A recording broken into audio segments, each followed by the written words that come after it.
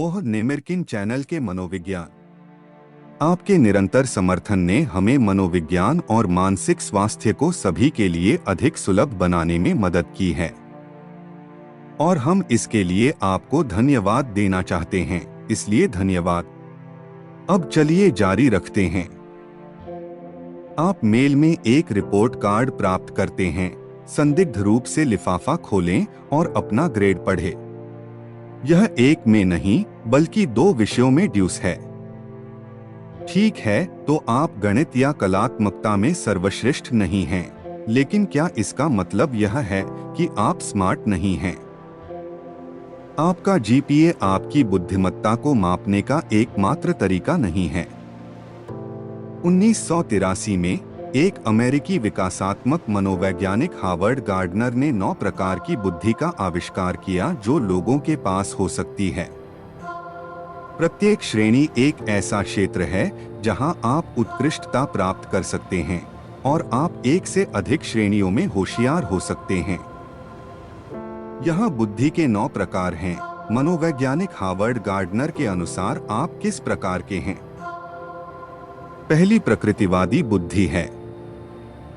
यदि आपके पास प्राकृतिक प्रकार की बुद्धि है, तो आपके पास आसपास की प्रकृति में पैटर्न की पहचान करने की क्षमता है।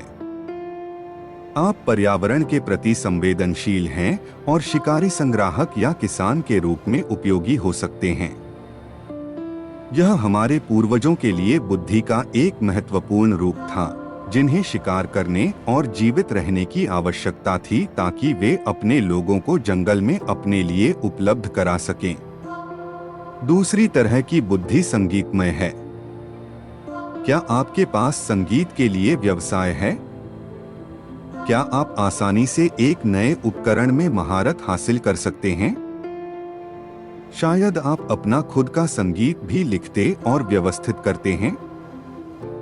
म्यूजिकल इंटेलिजेंस के साथ आप जो संगीत सुन रहे हैं, उसके स्वर, लय और पिच के बीच अंतर कर सकते हैं।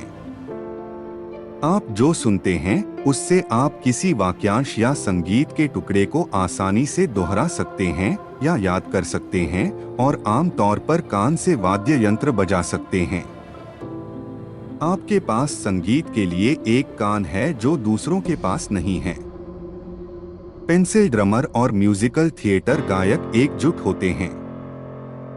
नंबर 3, तार्किक गणितीय बुद्धि। इस प्रकार की बुद्धि के साथ आप अक्सर अमूर्त प्रतीकात्मक सोच को अपनाते हैं। सूत्र और तर्क आपकी विशेषता है।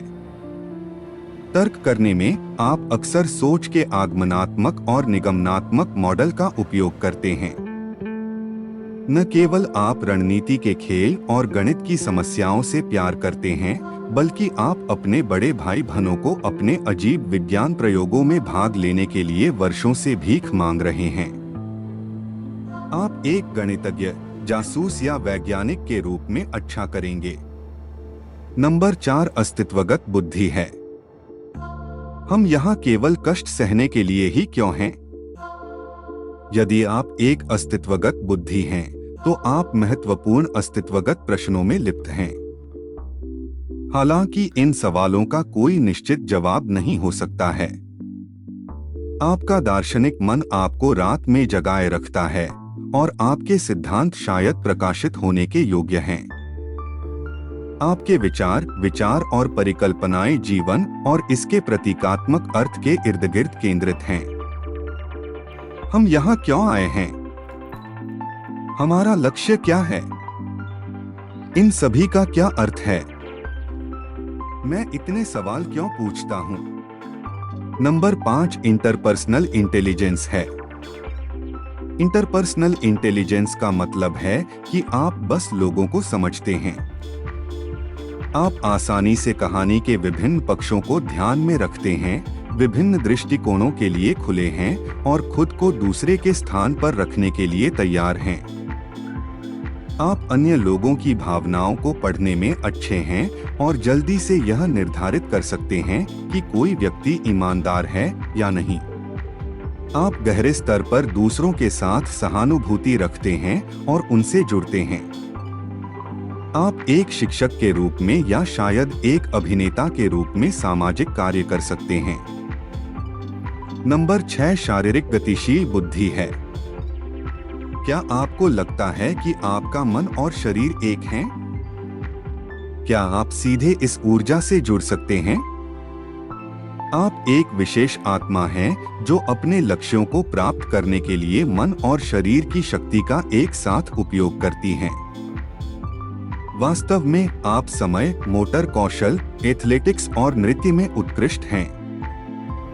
शायद आप एक उत्कृष्ट नर्तक हैं या खेल में उत्कृष्ट हैं। शायद आप में एक महान सर्जन बनने की प्रतिभा भी है। जो भी हो, आपका मन और शरीर सामंजस्य में हैं और आपके शारीरिक कौशल आपके दोस्तों में किसी से पीछे नहीं हैं। नंबर 7 भाषाई बुद्धि है। क्या आपके पास व्यापक शब्दावली है?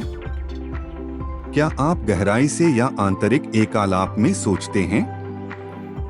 क्या आप शब्दों और भाषा के अर्थ में सूक्ष्म अंतर को समझ सकते हैं?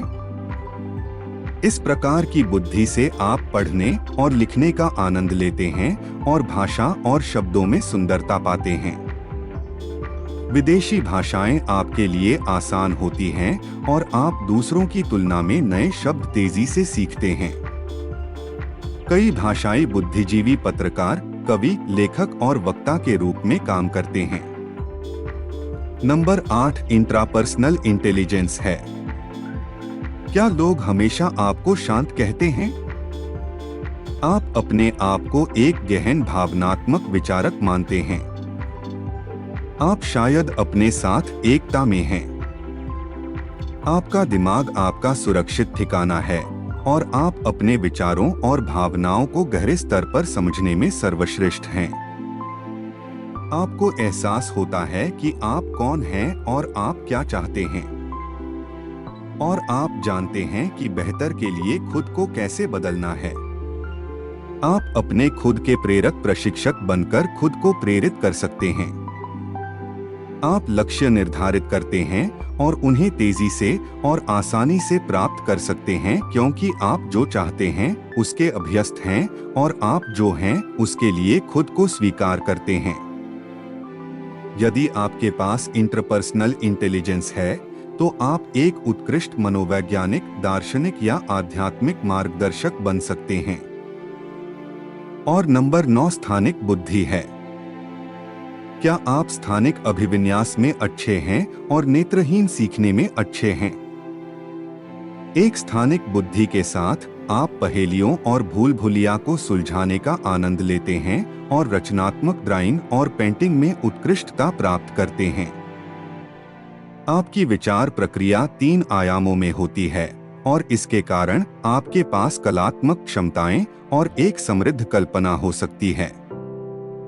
यदि आपके पास स्थानिक बुद्धि है तो आप मूर्तिकार, चित्रकार, नाविक, पायलट या वास्तुकार बन सकते हैं। आपको क्या लगता है कि आप किस प्रकार की बुद्धि हैं? क्या उनमें से किसी पर आपकी नजर पड़ी? हमें नीचे दी गई टिप्पणियों में बताएं। कृपया इस वीडियो को लाइक और शेयर करें अगर इससे आपकी मदद मिली है और आपको लगता है कि यह किसी और की मदद कर सकता है।